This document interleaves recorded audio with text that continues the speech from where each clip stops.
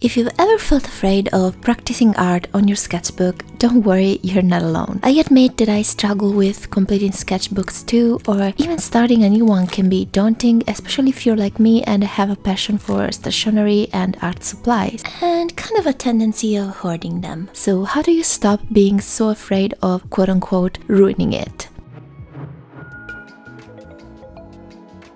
It's mostly a feeling that we develop inside that, of course, probably starts from the wrong idea that a sketchbook has to be perfect. Or you see another artist's sketchbook and start comparing yours to theirs. And there is nothing worse for an artist, comparing the way you do things or the way you draw to others, because our brain works differently for each one of us. The way I do things might not be ideal for you and vice versa. That is why I feel like comparison is the enemy of confidence and also the sense of safety. If you're a digital artist or move to digital art like I did in the past, you probably feel safer and more free sketching on a digital canvas because, of course, you can go back several steps with a simple tap. Obviously on paper you can use the eraser, but the fear of making a mistake, especially when you move to inking, is definitely there. Well, I want you to forget about that fear, or just live through it. Forget about the idea that your sketchbook has to be perfect. It actually does not. It's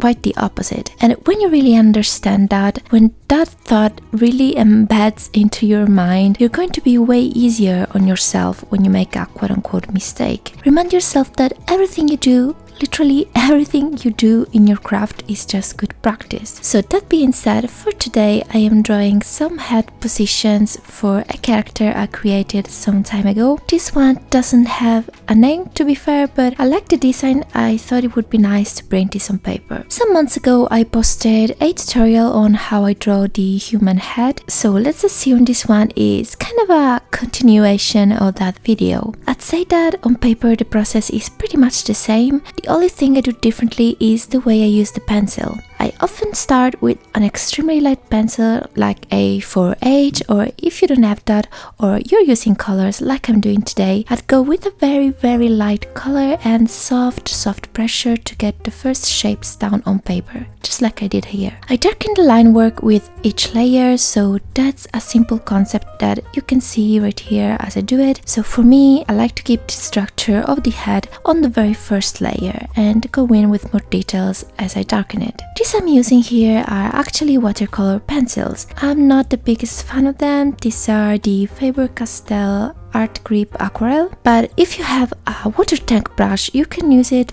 very softly to create a nice layered effect. These aren't my favorite for coloring, but for sketching I actually like them because these pencils are very hard, and I really prefer a hard pencil for sketching instead of a softer one that consumes very easily and you have to sharpen it constantly, and I really prefer to avoid that, especially when I'm kind of in the flow of a sketch. And this sketchbook right here I really like is the Pigna Architetto, and I think you can find this in a big pack actually on Amazon, and it's very convenient because the paper can sustain ink, of course a little bit of watercolor, not much though, just light wash, and the paper isn't super thick but it's very smooth, which I highly prefer for sketching. Now I apologize if my sketches aren't that detailed today, but I am adjusting to new contact lenses, so I actually drew this with very blurry vision. I'm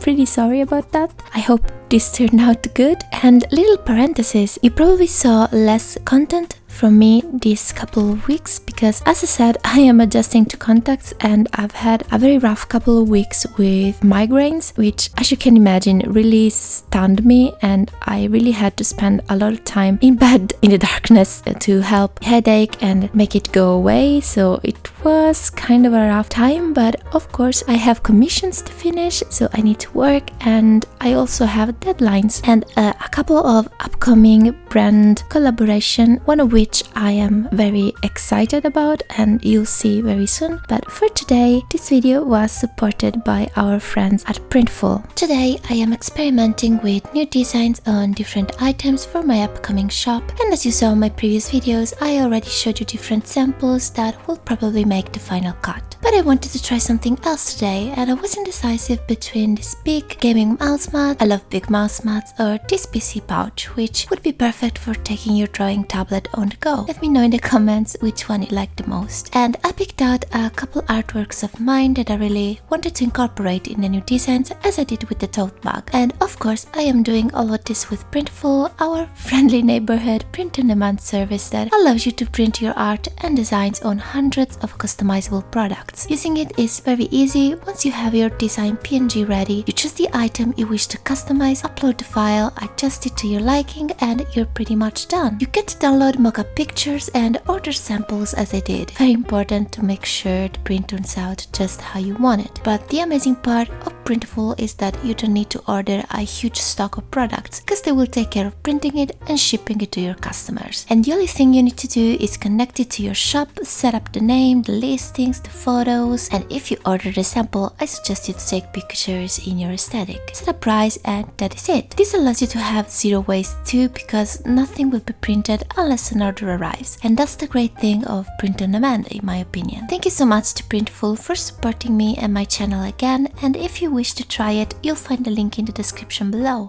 So how do I come up with characters? Some of you had this question, actually many of you, and I have been through the inspiration process several times in past videos, so I want to focus more on the practical part today since we are working traditionally. See, because maybe the problem isn't getting inspired, but actually translating your ideas on paper, which can be pretty difficult if you're a new artist. And of course, if you're just starting to learn, your hand isn't yet trained to replicate what you're imagining. So besides the usual keep on practicing suggestion, I have a couple tricks for you to practice more efficiently. First of all, references. Before you learn how to imagine things and draw them, you need visual inputs. It's okay if at the start you don't feel comfortable drawing without a reference. Actually, there are many professional artists who use reference, so let's not think that using references is cheating or I don't know, wrong, because it's not. But of course, chances are you wish to draw from your imagination too. It's maybe a skill you want to develop, and that's totally fine. So if you happen to not want or don't have a specific reference in mind, you can create an inspiration board or a mood board. This can contain pictures. I always suggest real-life pictures of people or landscapes, color palettes, props and objects, botanical images, whatever you please. Careful when you gather references, because there are too many AI generated images out there, and of course some of it is very sloppy. And on that note, at the beginning I suggest you to avoid using other artists' work as a reference for proportions. That is because their characters might be stylized, and that's a step you want to reach later on. So if you want to do some studies, I think it's best to do those on real life pictures. Of course, you can reference other art, you can reference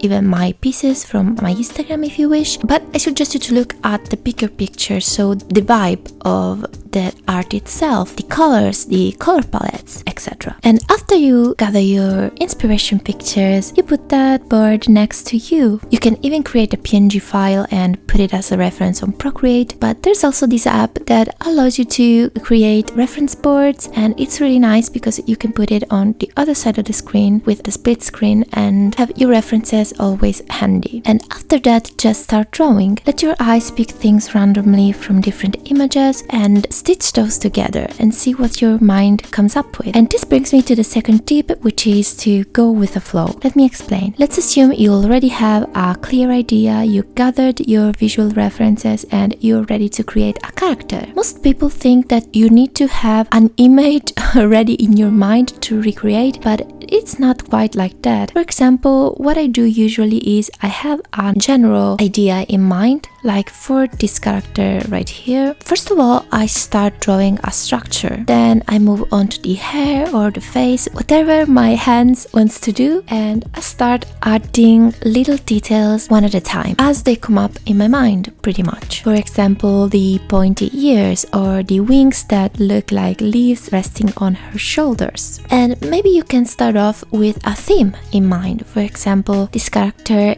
has a very nature/botanical theme, so I already know the vibe and that the details on her body and her outfit, her hair, have to be plants maybe, or leaves, or wood branches, etc. You can also think of mixing two different themes, for example a galactic sci-fi theme with the botanical theme, which is something that I do very often because I really like the contrast of nature and technology. And that, in my opinion, is what makes a character very unique and different, by combining different elements from things that you like and enjoy. But ultimately, when it comes to creating characters or drawing in general, I like to say that there are no strict rules. Actually, in my opinion, there are no rules at all when it comes to your fantasy. Give yourself the freedom to fill that page with doodles and maybe a more polished sketch or a little body structure study or a prop study. Don't ever feel limited or restricted in what you can do in your page, because it's your page and that's the most important thing. It's your sketchbook and you need to fill it with whatever comes into your head. Maybe some of those artworks you won't touch again, or maybe you come up with a great idea that then you can translate into a digital piece or a bigger piece on a different canvas. So that is definitely one of the things that I urge you to do, to feel free to be yourself in your sketchbook and stop comparing yourself and your art to others. And if you happen to have recently started a sketchbook, please let me know in the comments below, and of course feel free to tag me on Instagram if you want to show me your art, because I always look at the tagged artworks that people send me and it's really fun for me. Thank you guys so much for watching. Hopefully my migraine goes away soon so I can feel 100% to create more structured content as always. And thank you so much for your support. Don't forget to subscribe, and I'll see you all next week. Bye!